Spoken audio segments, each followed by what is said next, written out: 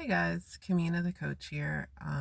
It's a little different today, a little more somber. I'm in my car at work on lunch break. So, trigger warning, I'm going to talk about racism and death of parents and first family.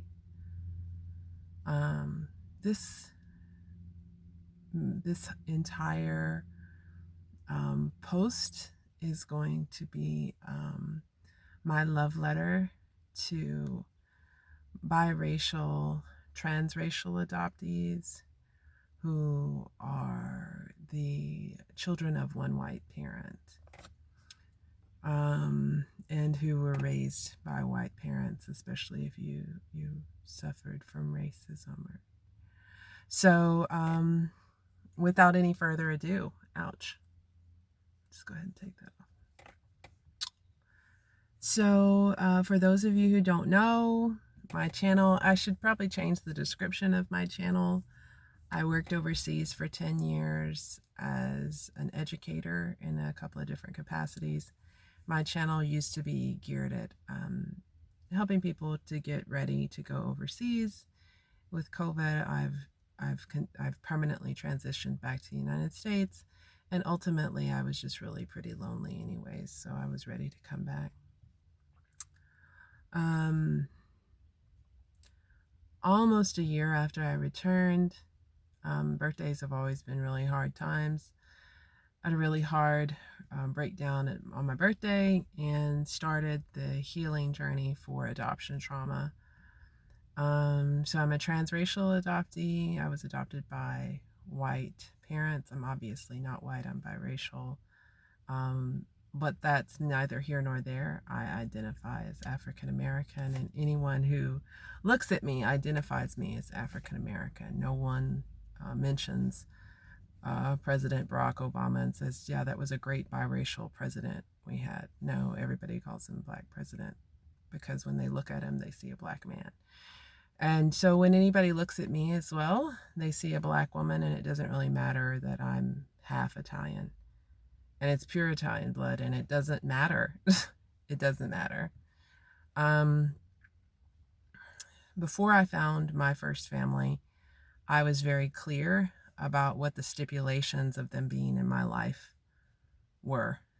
So it's much more difficult to do this video now because I've been in reunion. This weekend, I believe, will be 3 weeks, possibly 4 weeks. 3 weeks, I believe. I've been in reunion with my mother's side of the family. It's difficult to make this video because I have always been the type of person that is always concerned about other people's feelings. But it was easier before I had found them because I cut a lot of people out of my life to protect me, and I knew how important it was to be able to draw very serious boundaries. So my stipulation for these people being able to be back in my life is that they're willing to do the work to be advocates, not to just say on the surface that they're okay. You can't just be okay with me being Black. Like, you need to dig into it. You need to dig into the things that I say that make you uncomfortable, and you need to work to understand why. I've spent my entire life making excuses for white people, and I'm not going to do that anymore. So it has been very difficult being back in reunion with these people because, as well-meaning as they are, an adoptee that I encountered called them, her white family, benevolently racist. Very well-meaning people, but racist nonetheless. I had a man, if you were watching when I first came back to the United States, I had a man who votes Democrat, believes he's liberal, tell me, oh yeah, what do you say? A blind person would not even know you were African American. When I repeated that back to him, he was like, oh, you misunderstood that. You think that I was saying that you don't sound African American. Well, yeah, that's exactly what you were saying. And so I left that job because of that. So before I was in reunion, I kind of put these stipulations on these people being able to be in my life. It's easier to put the stipulations on it before you find the people. So that's what piece of advice I would give you. If you haven't found your first family and you're a biracial adoptee, any kind of adoptee, honestly, I would get clear about what you want to get from the relationship and the reunion. And I would also be wanting to get clear what your boundaries are, what you will and won't accept, and what you can and cannot accept. And that may take some work because you may not even know what you're willing to accept. I think that a lot of adoptees are so desperate for relationship and connection that we're willing to take and accept anything. So that was the case when I first found myself in reunion. I was just so elated to be told that I was loved, and no one stopped thinking about me, and we love you and you're welcome. And then come the microaggressions, and they probably don't even know.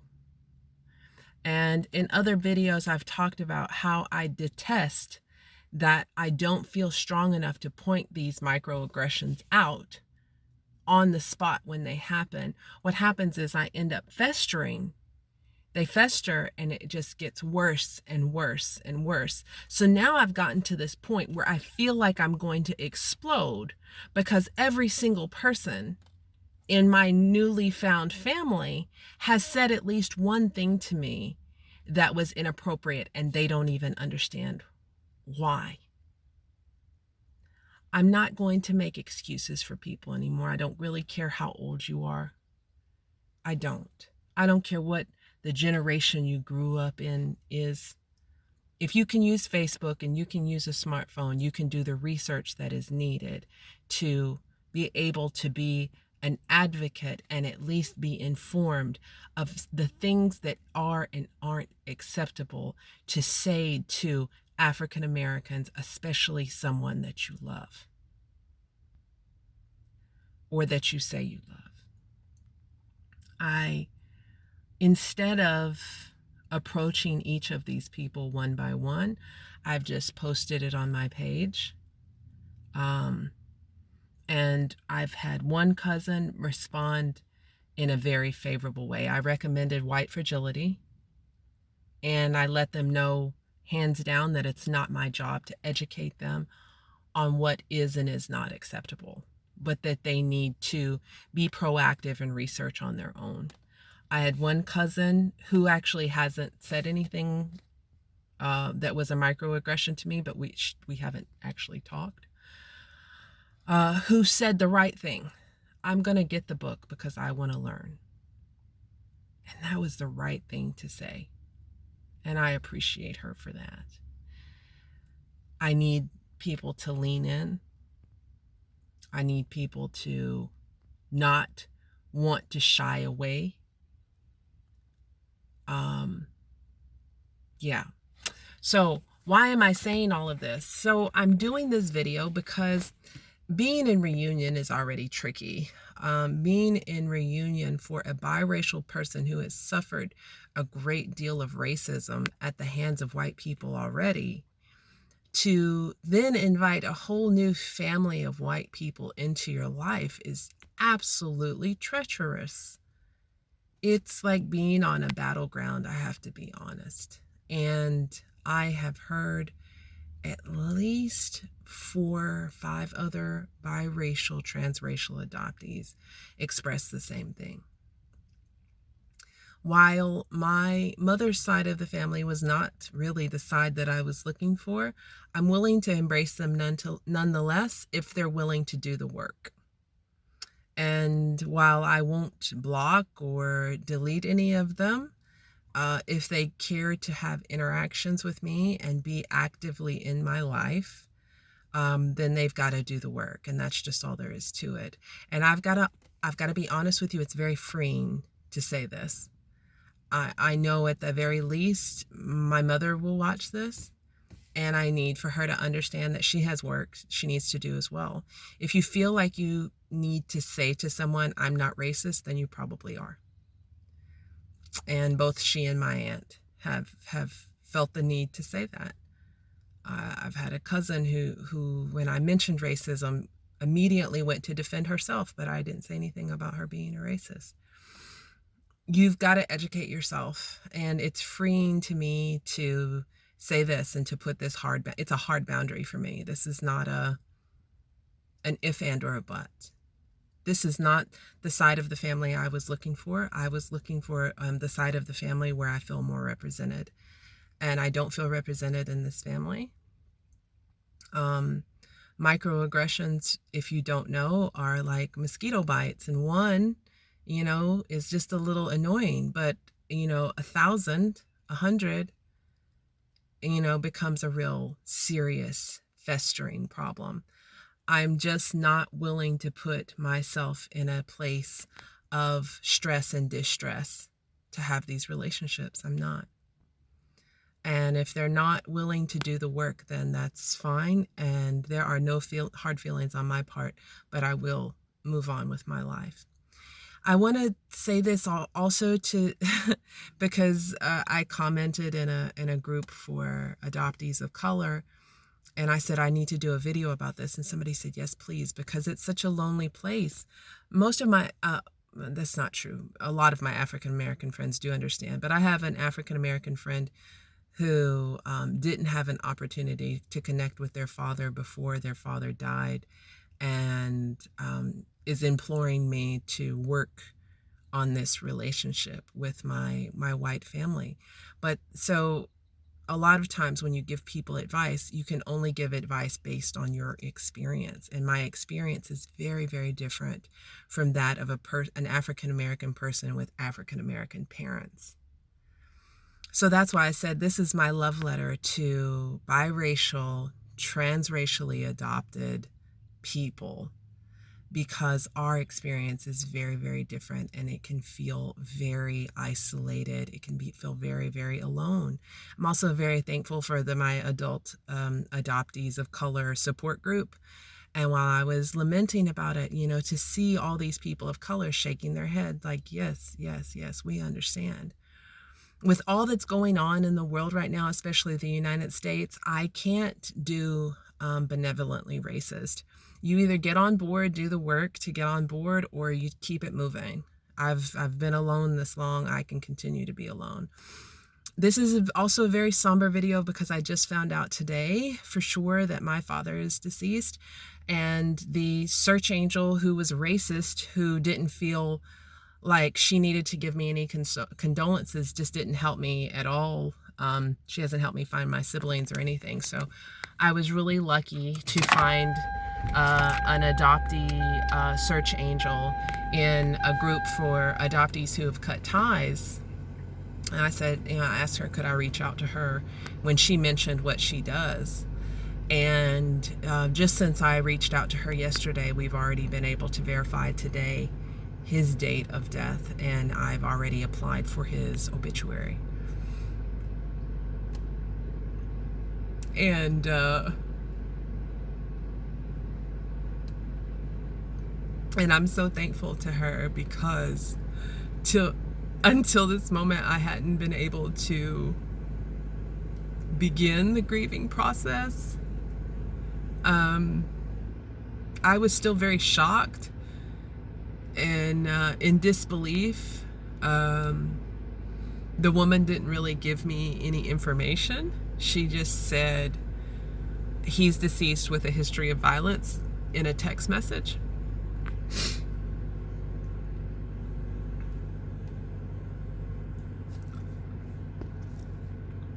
And I've had it. I've had it with racism. I've had it with white people who feel like because somebody, like a black person, is a criminal, that their life isn't worth anything because they have a criminal record. I have a criminal record. I have an extensive, just so you know, in case you're wondering, I'm very well spoken. I have an extensive criminal record. It ended in 2008, thank goodness. But my life was jacked up. I had a lot of trauma, and a lot of black people have a lot of trauma. We are carrying the burden of generations on our shoulder, generations of suffering on our shoulders. And I'm sick of it. I'm done with it. I'm done. I don't owe you or anyone else my loyalty just because we share DNA. Either get on board and do the research and learn how to be a proper advocate, or move around. There's no place for any of this nonsense in my life anymore. My previous search angel did a lot of work. She shared a lot of stuff with me, and I'm flushing it all down the toilet because I'm not willing to sell my soul to the devil for 15 cents. She gave me what she thought was important. The white family, the white mother, because she's white and that's what's important to her, because she's a white birth mother. I'm angry. I am. I'm angry.